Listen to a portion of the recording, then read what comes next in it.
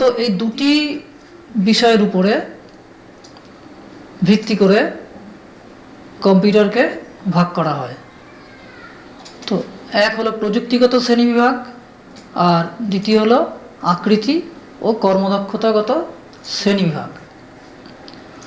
তো আজকে আমরা আলোচনা করব শুধুমাত্র প্রযুক্তিগত শ্রেণীবিভাগ নিয়ে।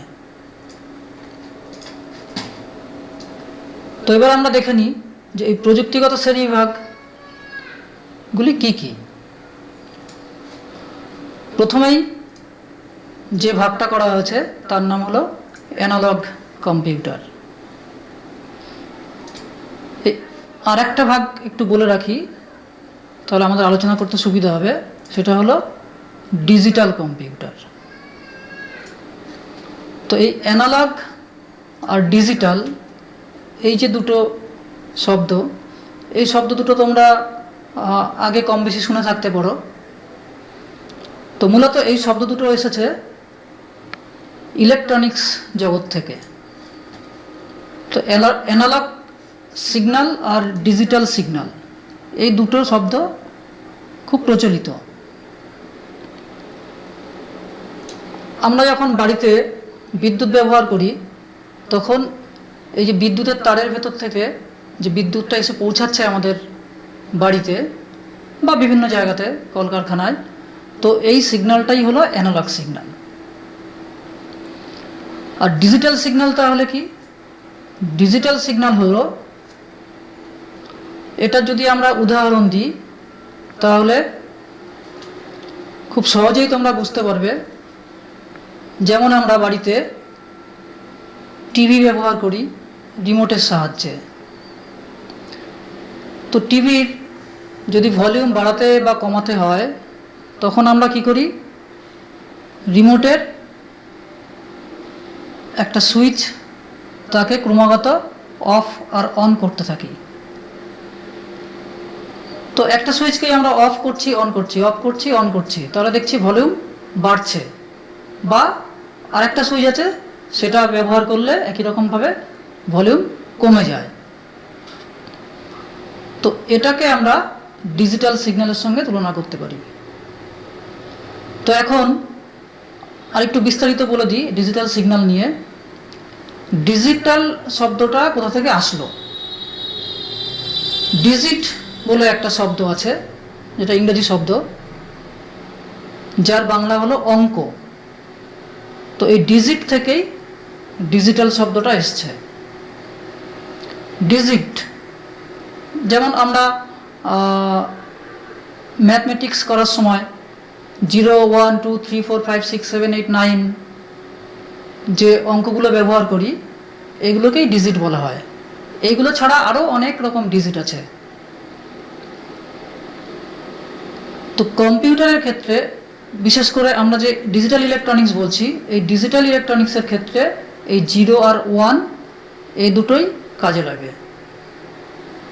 তো তোমাদের মনে প্রশ্ন আসতে পারে, 0 আর 1 এই দুটোর সঙ্গে ইলেকট্রনিক্সের কি সম্পর্ক?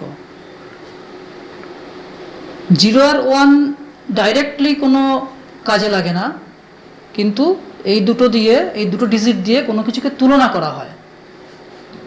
অফ অর্থাৎ 0, অন অর্থাৎ 1। মানে কোনো সুইচ যদি অফ করা হয় তাকে আমরা অফ না বলে 0 বলি, আর কোনো সুইচ যদি অন করা হয় তাহলে তাকে অন না বলে 1 দিয়ে তুলনা করি। তো 0 আর 1 বলতে খুব সুবিধা হয়, সময় কম লাগে, লিখতেও সুবিধা হয়, সংক্ষেপে লেখা যায়। এই জন্য এই দুটো ডিজিট ব্যবহার করা হয় ডিজিটাল ইলেকট্রনিক্সের ক্ষেত্রে। তো তোমরা এই ডিজিটাল আর অ্যানালগ সিগন্যালের বিষয় নিয়ে আরও যখন উঁচু ক্লাসে উঠবে তখন আরও বিস্তারিত জানতে পারবে। তো এখন শুধু এটুকু জেনে রাখো যে কম্পিউটারের সার্কিটগুলো যখন তৈরি হয় তখন সেখানে কোন ধরনের সিগন্যাল ব্যবহৃত হবে তার উপরে ভিত্তি করেই এই দুরকম ভাগ করা হয়েছে। তো আমরা এখন দেখে নিই যে অ্যানালগ কম্পিউটার, যেখানে অ্যানালগ সিগন্যাল ব্যবহার করা হয়, এই কম্পিউটারগুলো কোন কোন কাজে ব্যবহৃত হয়। তার মধ্যে এই কাজগুলির মধ্যে যেমন বৈদ্যুতিক তারের ভোল্টেজ ওঠানামা মাপা হয়, অর্থাৎ একটা তারের মধ্য দিয়ে কোনো ভোল্টেজ যাচ্ছে, সেটা কত ভোল্টেজ সেটা মাপা যায়। গ্যাসীয় বা তরল পদার্থের চাপের তারতম্য নির্ণয় করে। বায়ু প্রবাহের চাপের পরিবর্তন মাপা হয় এই অ্যানালগ কম্পিউটারের সাহায্যে। এবারে আসা যাক ডিজিটাল কম্পিউটার কোন কাজে ব্যবহৃত হয়। গাণিতিক ও যুক্তি নির্ভর কাজে ডিজিটাল কম্পিউটার ব্যবহার করা হয়। গাণিতিক অর্থাৎ যোগ বিয়োগ গুণ ভাগ এগুলিকে বোঝানো হয়। আর যুক্তি নির্ভর কাজ অর্থাৎ যুক্তি দিয়ে বিচার করবে।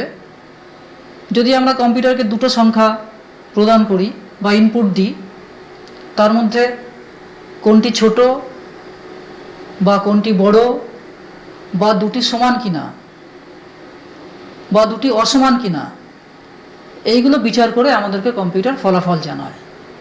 তো এই ধরনের কাজগুলিকে বলা হয় যুক্তি নির্ভর কাজ।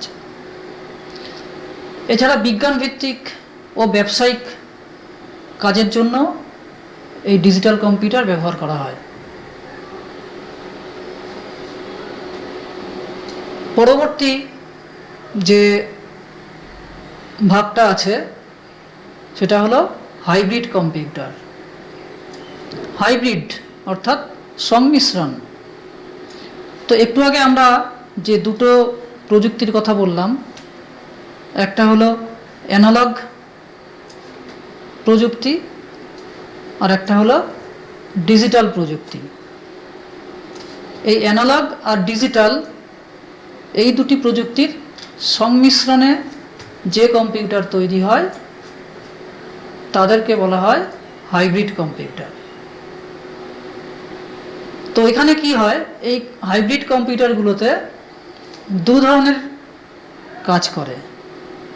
অ্যানালগ সিগন্যালে ভিত্তি করে যে কাজ দরকার সেটা করে, আবার ডিজিটাল সিগন্যাল ভিত্তি করে যে কাজ হয় সেটাও করে। তো আমরা এই ধরনের কম্পিউটারের ব্যবহার দেখে থাকি বিশেষ করে হাসপাতালগুলোতে। তো এখানে রোগীর হৃদস্পন্দন মানে হার্টবিট, রোগীর রক্তের চাপ বা প্রেসার এগুলো পরিমাপ করার জন্য এই হাইব্রিড কম্পিউটার ব্যবহার করা হয়। এছাড়া আবহাওয়ার পূর্বাভাস পাওয়ার জন্য এই হাইব্রিড কম্পিউটার ব্যবহার করা হয়ে থাকে। তো এই যে তিনটে প্রযুক্তির কথা বলা হলো, এই তিনটে প্রযুক্তির মাধ্যমে তিন ধরনের কম্পিউটার তৈরি হয়: অ্যানালগ কম্পিউটার, ডিজিটাল কম্পিউটার আর হাইব্রিড কম্পিউটার। তো এই হলো প্রযুক্তিগত দিক দিয়ে কম্পিউটারের শ্রেণীবিভাগ।